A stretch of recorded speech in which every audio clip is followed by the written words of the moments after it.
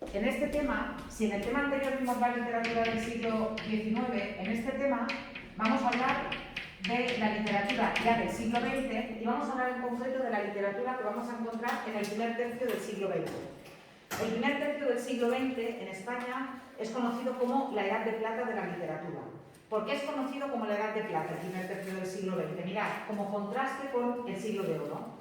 Sabéis que el siglo de oro, que en realidad no es un siglo, sino que son dos, que se dan en el siglo XVI y XVII, es el momento de máximo esplendor de la literatura española, si se considera, porque los siglos XVI y XVII pues, son los siglos de Lope de Vega, de Calderón, de Cervantes, de Garcilaso de la Vega, del autor anónimo del Lazarillo de Tormes, en fin, y se considera que justamente por eso es el momento de máximo esplendor de la literatura española. En mi opinión, el verdadero momento de esplendor de la literatura española, en realidad, es lo que se llama la Edad de Plata. Porque cuando hablamos del siglo de oro, hablamos de 200 años. Y cuando hablamos de la Edad de Plata, hablamos de menos de 40 años. Y en menos de 40 años nos vamos a encontrar tantos buenos escritores y nos vamos a encontrar con un momento de efervescencia cultural tan importante que no se ha vuelto a repetir y probablemente no se repetirá nunca jamás. A ese periodo lo conocemos como la Edad de Plata de la literatura española y es el momento que vamos a estudiar en este tema y también en una parte concreta de ese periodo cultural conocido como la Edad de Plata es donde vamos a situar el contexto histórico que necesitáis para las bicicletas son para el verano, que es la lectura obligatoria. Mirad, tenemos que partir de lo que venía del siglo XIX. Si recordáis, en el siglo XIX lo último que habíamos visto era el realismo y su derivación o su variante que era el naturalismo. Ya habíamos visto que en realidad el naturalismo es solamente un realismo al que se le acentúan algunos rasgos y habíamos dicho que el realismo y el naturalismo lo situábamos hasta más o menos 1898. ¿Por qué justamente cortábamos en 1898 y no en 1900? Bueno, pues porque en 1898 en la cultura española pasa algo que es muy importante. En la cultura no, perdonad, en la historia española pasa algo que es muy importante, que es que España pierde sus últimas colonias. España, ese imperio donde no se ponía el sol durante los siglos XVI y XVII, había mantenido colonias en ultramar hasta el año 1898. Pero en 1898, en dos guerras terribles para el ejército español, España pierde Cuba y Puerto Rico en una guerra relámpago contra Estados Unidos, que nos abrieron, y después también en una guerra terrible en Filipinas, pierde también Filipinas, que seguían siendo una posesión española. Claro, ¿qué va a suponer eso? Va a suponer, fijaos ahora con lo de la guerra de Ucrania, las guerras cuestan muchísimo dinero, muchísimo dinero. Va a suponer no solamente una crisis de identidad de aquel país en el que no se ponía el sol, de repente somos un país más de Europa y casi unos mindundis. En relación con otros países de Europa estamos mucho más atrasados que Inglaterra, que Alemania, que Francia. Somos una potencia, ni una potencia, somos un país de tercera categoría casi, en comparación con otros países de Europa. A todo eso le tenéis que añadir la crisis económica que provocan esas dos guerras.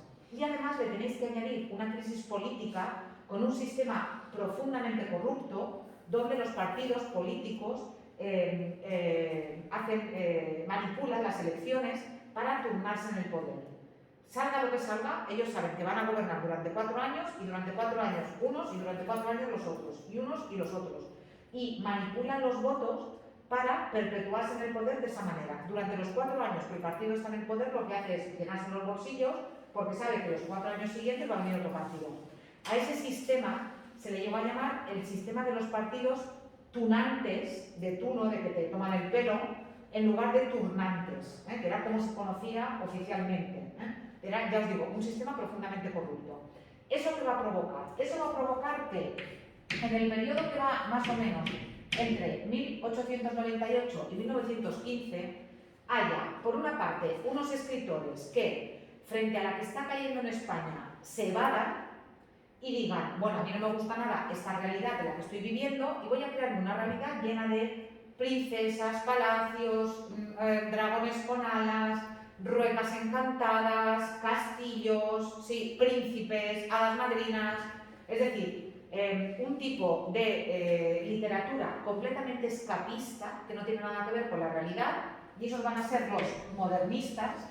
Por tanto, nos vamos a encontrar con el modernismo, pero paralelamente, al mismo tiempo, va a haber otro grupo de escritores que, frente a la situación que estaba viviendo España, van a proponer cambiar las cosas, van a proponer regeneracionar el país, van a proponer europeizar España, y en sus obras van a hablar justamente de la realidad que estaba viviendo en ese momento el país, y también incluso de posibles soluciones, problemas y soluciones a la realidad del país. A ese grupo se le conoce como Generación del 98. Además, fijaos que toman el nombre justamente del año en el que se produce la pérdida de las últimas colonias, porque eso es como el toque de atención, lo que les hace despertar a lo que, en fin, a la realidad que está viviendo en ese momento el país, y piensan, bueno, esto de alguna manera tenemos que denunciarlo, tenemos que explicarlo en nuestros escritos. Y aquí ocurre una cosa, y es un problema que todavía no está resuelto por parte de los críticos literarios, de los filólogos que se encargan de estas cosas.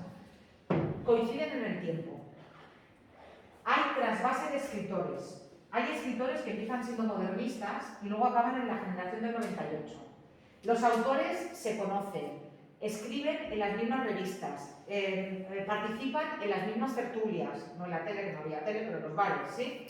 Entonces, para parte de la crítica española, en realidad son como dos caras de la misma moneda frente al mismo problema. Frente al problema que vive España, unos optan por evadirse, los modernistas, y otros optan por enfrentarse a la realidad. En ese caso nos encontraríamos con los 98istas, es decir, los de la generación del 98. Para poneros un ejemplo, lo que pasa hoy en día con las series. Yo hoy en día puedo ver una serie como Juego de Tronos, que es una serie completamente escapista, que me plantea unos mundos de ficción que no existen y que no han existido nunca, o bien puedo hacer una serie como una de las últimas que he visto ahora, que me ha encantado en Movistar, que se llama La Unidad, y que es una unidad dentro de la Policía Nacional que lucha contra el terrorismo islámico. Y es una temporada, la primera fue buena, pero la segunda es brutal, brutal. Claro, frente a un problema nos podemos encontrar con eso, con una serie que desde el punto de vista de la ficción hable de ese problema actual, La Unidad, o nos podemos encontrar con una serie que lo que haga es orillar por completo el problema y reflejar un mundo que no existe, que sería, en el caso de los de Juego de Tronos, los modernistas. Pero claro, hay algunos escritores, algunos críticos literarios, que piensan que en realidad son dos movimientos tan diferentes, que hay que considerarlos dos movimientos completamente distintos que simplemente coinciden en el tiempo. Claro, esa solución hoy en día está sin resolver. Depende de aquello en lo que los críticos literarios insistan, van a decidir que son dos caras de la misma moneda, es decir, dos respuestas diferentes frente a la misma situación, o que van a ser dos movimientos completamente diferentes. Y ahora viene la pregunta que algunos conoceréis de otros años, ahora viene la pregunta. El día del examen, y también la tenéis como actividad evaluable, vais a tener que escribir un texto argumentativo explicando si son dos movimientos literarios o si es el mismo. Luego veréis cómo y a partir de qué. Pero esta pregunta es seguro que os va a caer en el examen. Entonces, si la preparáis, si me la entregáis en el aula virtual en la actividad evaluable 6, y yo os la corrijo y vosotros tomáis nota de lo que yo os haya corregido, el día del examen ya tenéis 2 puntos. Lo único que tenéis que hacer es aprenderlo, no hagáis chuletas, lo aprendéis y ya está, Sí. Entonces, luego os explicaré lo que tenéis que hacer. Pero repito, es una cuestión que está sin resolver. Por tanto, yo no os voy a pedir una solución mágica, os voy a pedir vuestra opinión. Y os voy a pedir un texto argumentativo en el que defendáis una tesis. ¿Son dos movimientos diferentes o es uno? Y me va a valer cualquier respuesta siempre y cuando esté bien argumentada. Y siempre y cuando esté bien estructurada. ¿Vale? ¿Qué va a ocurrir después en la cultura española? Mirad, en la historia española, perdonad. A partir del año 1913 la situación en el país se pone tan mala, que el rey Alfonso XIII, eso lo tenéis en el contexto histórico, el rey Alfonso XIII llama a un general que es Primo de Rivera, y le dice, mira, esto no hay forma de gobernarlo, vamos a instaurar una dictadura. Entonces, Primo de Rivera va a ser un dictador, pero con el beneplácito del rey. El rey no se va a ir, el rey va a seguir siendo rey, pero va a gobernar. Ese simulacro de democracia que se había producido, ese simulacro de democracia no se va a producir, no va a estar, sino que directamente vamos a tener una dictadura. Primo de Rivera tampoco soluciona los problemas del país, la situación se va poniendo peor.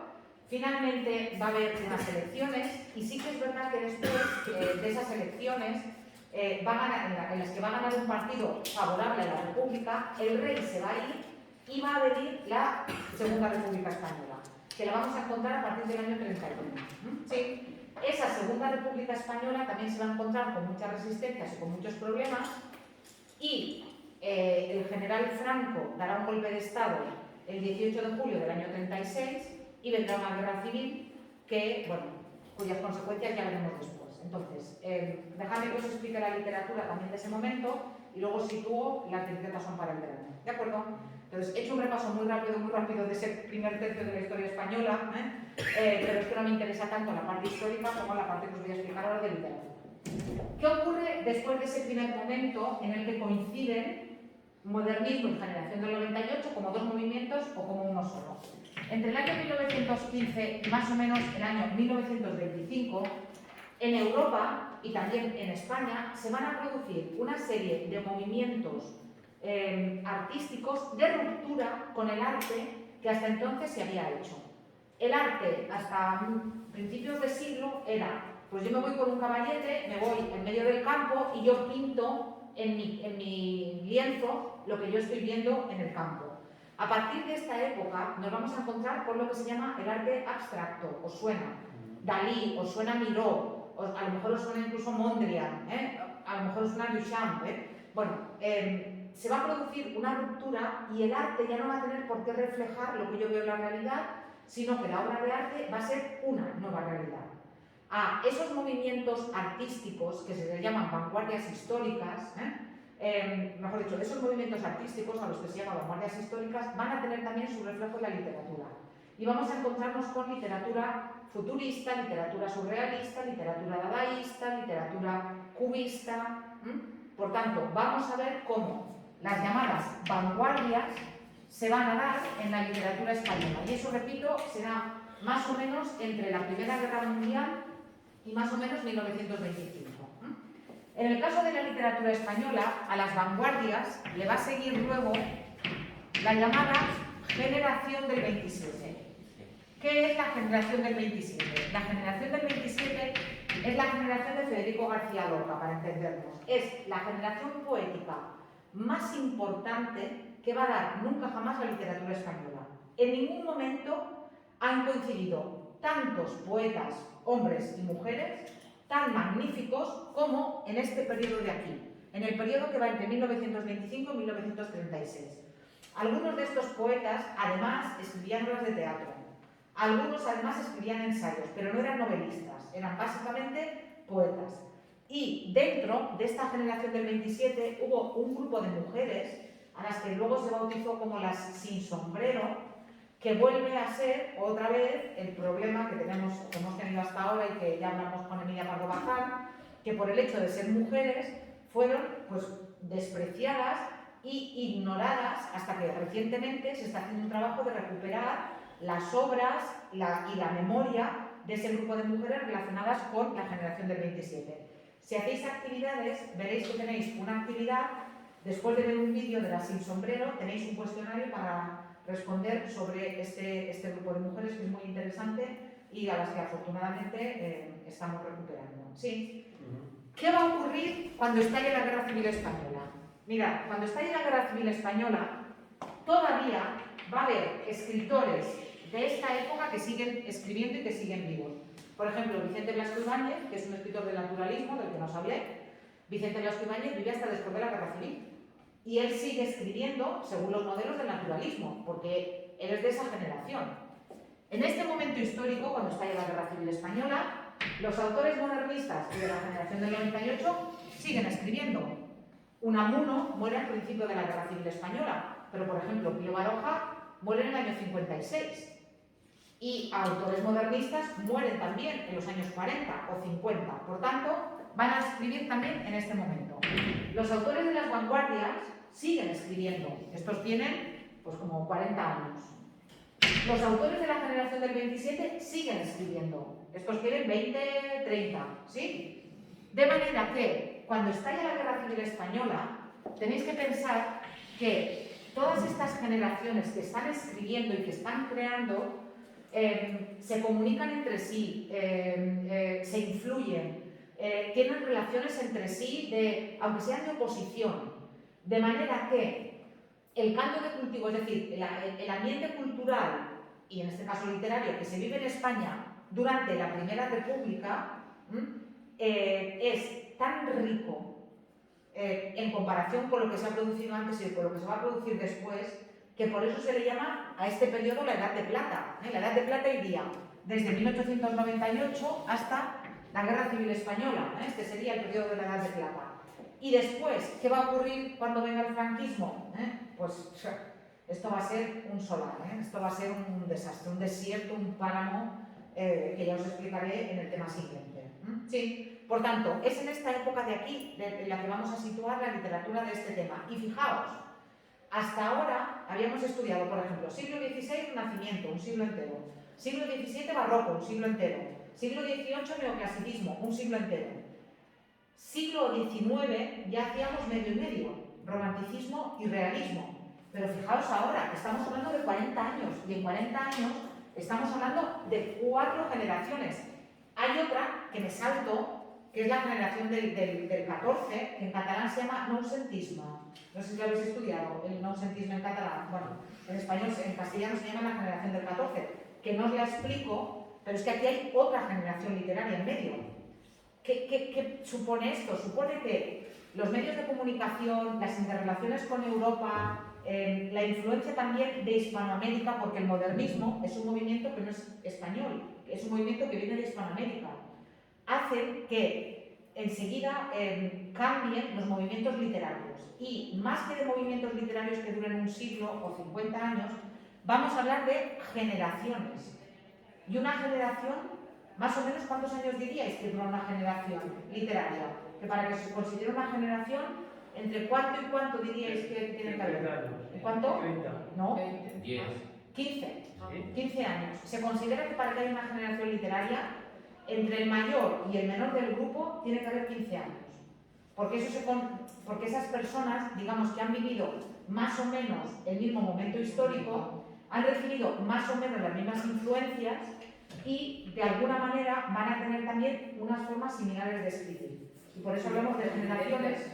O diferentes. O diferentes, sí, efectivamente, pero digamos. Eso es. Diferentes puntos de vista. Muy bien, en el mismo contexto, en el mismo marco histórico, y eso se considera. Entonces, fijaos ya cómo se acelera la cuestión justamente en el siglo XX. Las bicicletas son para el verano, ¿dónde se sitúa? Veréis que las bicicletas son para el verano, empieza aquí. Las bicicletas son para el verano, empieza en 1931. Entre 1931 y el final de la Guerra Civil Española, lo que encontramos en España es la Segunda República, que es un régimen que, ya lo veréis, en las bicicletas son para el verano, tuvo muchísimos problemas, hubo una resistencia muy fuerte al cambio, porque la Segunda República supuso, o quiso suponer, o quiso hacer una modernización para la que probablemente España no estaba preparada en aquellos momentos. Lo vais a ver en las bicicletas son para el verano. Por ejemplo, se legalizó el divorcio. En el año 34, o en el año 34, las mujeres se podían divorciar en España, luego durante el franquismo no. No solamente se legalizó el divorcio, se proclamó la enseñanza pública, gratuita y universal para niños y niñas. Por ejemplo, también se promulgó el voto de las mujeres, que hasta entonces no podían votar. Es decir, se consiguieron muchísimos avances, pero había toda una España conservadora que estaba en contra de eso, y entonces había como dos Españas, de hecho Antonio Machado utilizó la expresión las dos Españas, había como dos Españas que fueron las que al final pues, chocaron en la Guerra Civil, que fue terrible, y de la que hablaremos en el próximo tema. Pero, para que nos situemos, las bicicletas son para el verano, lo vais a ver, empieza justo antes de la Guerra Civil Española. Entonces, estamos situados por aquí, justo antes de la Guerra Civil Española, y no os cuento cuándo acaba las bicicletas son para el verano para no haceros spoiler. Pero tenemos que situarnos aquí, tenemos que situarnos en ese momento en el que por una parte hay libertad, hay apertura, pero por otra parte hay fuertes resistencias y también una situación muy complicada, económica, política, social, con muchísima inestabilidad. ¿De acuerdo? La guerra civil, el golpe de Estado de Franco no fue un golpe de Estado porque sí. Si España hubiera vivido una situación pacífica, Franco no se habría atrevido a dar un golpe de Estado. Pero si se atrevió a dar ese golpe de Estado es porque sabía que había, primero, que tenían dinero detrás, primero que tenían a los nazis y a los italianos ensayando aquí las tácticas de guerra que luego pusieron en la Segunda Guerra Mundial. Ahora que se habla de Guernica, del bombardeo de Guernica, el cuadro famoso de Picasso lo refleja, Guernica fue bombardeado por tropas nazis. Los nazis que todavía no habían entrado en la Segunda Guerra Mundial, pensad que la Guerra Civil Española es del 36 al 39, la Segunda Guerra Mundial es del 39 al 45. Guernica fue bombardeada por los nazis, por los aviones alemanes. Si Franco no supiera que tenía parte del país que estaba de acuerdo con él y que, en fin, iba a apoyarle y no hubiera tenido detrás a los nazis alemanes y a los fascistas italianos, aquí en Mallorca, los fascistas italianos hicieron desastres, y todavía en Sa Pobla hay calles con nombres de militares italianos, pero burradas hicieron, lo que os podéis imaginar, pues lo peor, en fin, Franco no habría dado el golpe de Estado porque no habría tenido éxito. Dio el golpe de Estado, pues aprovechando pues eso, el apoyo de los otros fascistas europeos y, en fin, iba a una guerra que era una guerra que no tenía que haber ganado porque el régimen democrático era el régimen de la Segunda República. ¿De acuerdo? Vale, pues situaos aquí y vamos a empezar a hablar justamente del modernismo de la generación del 98, que va a ser este primer momento literario que vamos a encontrar a principios del siglo XX y a finales del siglo XIX. Por eso se le llama literatura finisecular. Ahora lo veréis. Cuando vais aquí a la generación finisecular, lo veréis. Sí, no, espera, que ahora voy a hacer una cosa que no he hecho nunca, que es que voy a mover el Sputnik. Ahora este vídeo va a quedar el más cutre del mundo, pero nos vamos a entender. Y si no te da bien, por lo menos es útil. Yo mientras haya, aunque solo sean dos personas que los miren, a mí ya me va bien, porque para algo sirven. En los apuntes veis que hablo de la literatura finisecular. ¿A qué me refiero con literatura finisecular? Me refiero a que la literatura que viene a la generación que viene de final del siglo XIX y que va a empezar el siglo XX. Y en realidad ya sabéis que es una generación, porque ocupa más o menos 15 años, pero en realidad nos vamos a encontrar con dos movimientos literarios que ya veréis, cuando veáis los textos, son muy diferentes. Es verdad que son muy diferentes, pero sí que es verdad que el hecho de que partan del mismo momento histórico y el hecho de que haya trasvase de escritores es lo que hace que algunos autores insistan más en lo que los une que en lo que los separa. Cuando hablamos de esa primera generación de escritores del siglo XX o última del siglo XIX, fijaos, estaríamos hablando de dos movimientos diferenciados, ¿o no? Por una parte el modernismo y por otra parte la generación del 98. Ya os he dicho que, aunque se trata de una diferenciación muy discutible, porque se conocen, porque colaboran, porque hay trasvase de escritores entre un movimiento y el otro, es verdad que a efectos prácticos se mantienen, y veréis que vamos a estudiar por una parte el modernismo y por otra parte la generación del 98. En realidad, la crítica actual tiende más a pensar que el modernismo es más amplio y la generación del 98 sería un movimiento más circunscrito solamente a lo netamente español. Es decir, el modernismo, que nace, como os he dicho, en Hispanoamérica, también es un movimiento más amplio en el sentido de que no es solamente literario. Hay modernismo, os suena Gaudí, ¿verdad? Hay modernismo pictórico, escultórico, arquitectónico y también literario. Mientras que la generación del 98 sería ese movimiento literario que coincide con el del modernismo, pero que solamente es literario y que solamente se da en España. Por tanto, el modernismo sería más amplio y la generación del 98 más restringida. ¿Sí? ¿Cómo tenéis que redactar el texto y qué es lo que tenéis que hacer en esta actividad? Mirad, aquí tenéis un vídeo y en este vídeo vais a ver que tenéis primero una introducción en la que se plantea la cuestión de ¿son dos movimientos o es uno? Vais a ver que en esa primera parte se os explican o se os citan cuáles son las características que tienen en común, que coinciden en Madrid de final de siglo, que participan en las mismas tertulias, que publican en las mismas revistas, que viven los mismos hechos históricos, que participan incluso en algunos homenajes conjuntamente. Y luego os vais a encontrar con una parte en la que se explican cuáles son las características del modernismo y en otra parte cuáles son las características de la generación del 98, para contraponerlas, para que se vea que las características del modernismo son unas diferentes a las de la generación del 98. Y luego el vídeo vais a ver que acaba con una conclusión que no es una conclusión, porque dice, sean un movimiento literario, sean dos, se trata de la generación literaria más importante que ha dado nunca jamás la literatura española. Yo eso lo discutiría mucho, ¿eh? Yo creo que la generación del 27 es más importante, pero bueno, es la finalización del vídeo. ¿Vosotros qué tenéis que hacer? A partir de ese vídeo y también a partir de los apuntes que tenéis, pero fundamentalmente a partir del vídeo, lo que tenéis que hacer es un texto argumentativo. ¿Os acordáis de cómo era un texto argumentativo? ¿Os acordáis? ¿Puedo hacer una noticia? ¿Cuándo? No, una noticia. ¿Ahora queréis hacer noticias? Pues ahora no, ahora textos argumentativos. Es que creo que se me da mejor. Sí, es que tiene una tesis. Textos argumentativos, venga. No, tengo la tesis y la documentación. Venga, que es muy fácil, que es muy fácil. ¿Es que os lo clavo o no doy nada? No, tenéis que dejar de llevar con el Madre pan. mía. Texto argumentativo. ¿Qué es lo primero que tiene que tener un texto argumentativo? Un título. Título. Un título.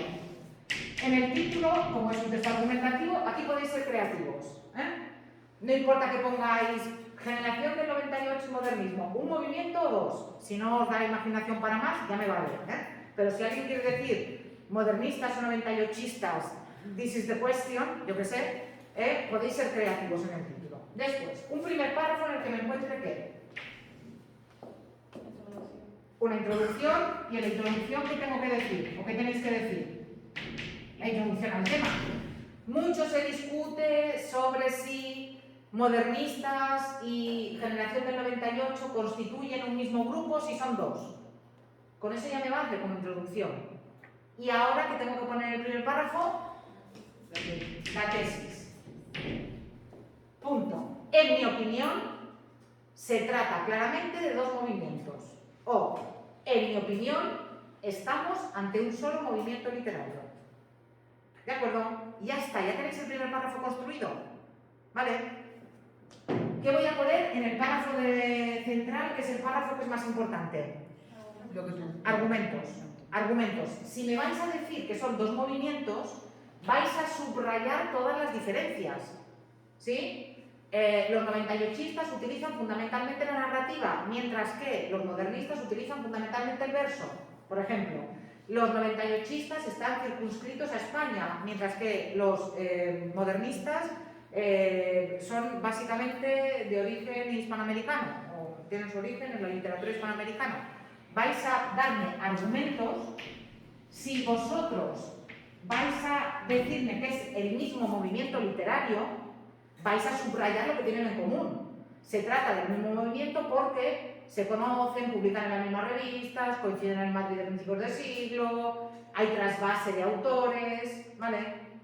Y me gustaría, ya que estamos, me gustaría que aquí pusierais un contraargumento.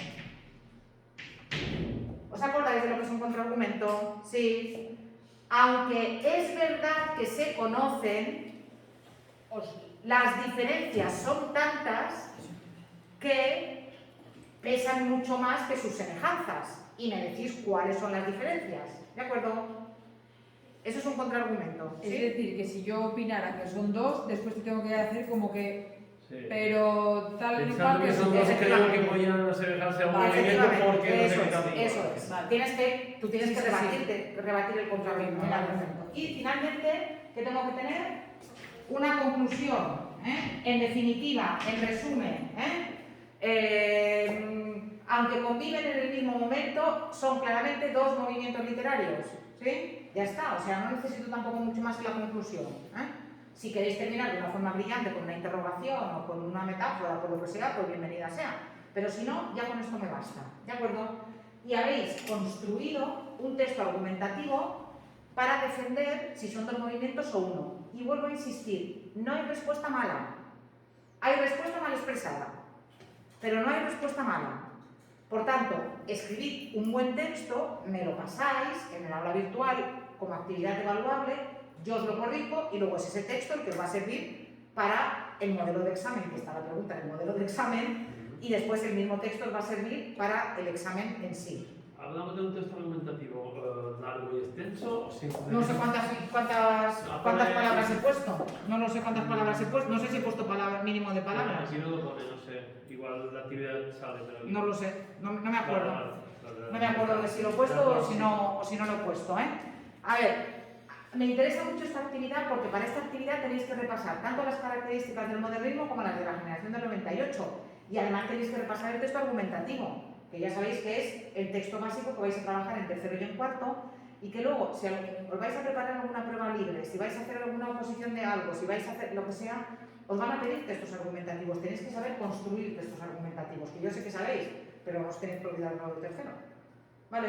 Por tanto, esta actividad ya la podéis hacer a partir del vídeo, y así eso me sirve pues, para introducir después, la semana que viene, las características de la literatura modernista. Hay algo muy importante, os he dicho que en este texto, os he dicho que en el caso de este texto no hay respuesta mala, sino respuesta mal expresada. Cuando yo haya leído vuestro texto, a mí me tiene que quedar clarísimo si consideráis que es un movimiento que son dos. No vale que me pongáis tantos argumentos a favor de que son dos como a favor de que es uno. No es un texto expositivo, o sea, no es un pro y contra, no es un texto expositivo, es un texto argumentativo. Entonces, sí que me tenéis que poner un contraargumento, pero lo tenéis que rebatir. Y luego tenéis que poner argumentos para sostener vuestro punto de vista, y entonces ya el texto estará bien construido. ¿Sí? Venga, va. La literatura del modernismo, que sería la de esa primera generación. Me gustaría que para el próximo día vierais el vídeo este que tenéis aquí. No sé si tendréis tiempo, si no tenéis tiempo no os preocupéis, porque yo sí que la próxima clase os voy a explicar cuáles son las características del modernismo, pero para que os hagáis una idea, no sé si a alguien le suena este poema tan famoso de Rubén Darío, la princesa está triste, que tendrá la princesa, los suspiros escapan de su boca de fresa, que ha perdido la risa, que ha perdido el color. ¿No os suena este poema? Es uno de los poemas más famosos de la literatura española. Mirad, Rubén Darío es el líder del movimiento modernista. Él era nicaragüense, pero vivió en España unos años, de hecho vivió en Mallorca. Si vais por el Paseo Marítimo de Palma, frente a donde está el Parlamento, allí hay un busto de Rubén Darío, porque vivió en la zona del Terrenos, esta zona que está por la Plaza Gomila por allí detrás. Tenía una casa allí, Rubén Darío, durante unos años. Y Rubén Darío, ya os digo que era nicaragüense, vino a vivir a España y aquí hizo mucho, luchó, impulsó mucho la literatura modernista. Y Rubén Darío, fijaos, Rubén Darío decía que él detestaba el tiempo en el que le había tocado vivir. ¿Os acordáis cuando os he dicho que el modernismo era escapista? Que a los modernistas no les gustaba la realidad y que por eso se iban a otro sitio. Pues Rubén Darío va a ser el que mejor va a personificar ese espíritu de no me gusta el tiempo que me ha tocado vivir y a mí me gustaría vivir en otra época, y por eso vais a ver poemas llenos de príncipes, de princesas. Aquí veréis que hay hasta una hada madrina, un dragón con alas, no, un caballo con alas, un dragón, en fin, toda la parafernalia pseudo-medieval de Juego de Tronos, casi. Venga, va, lo dejamos aquí.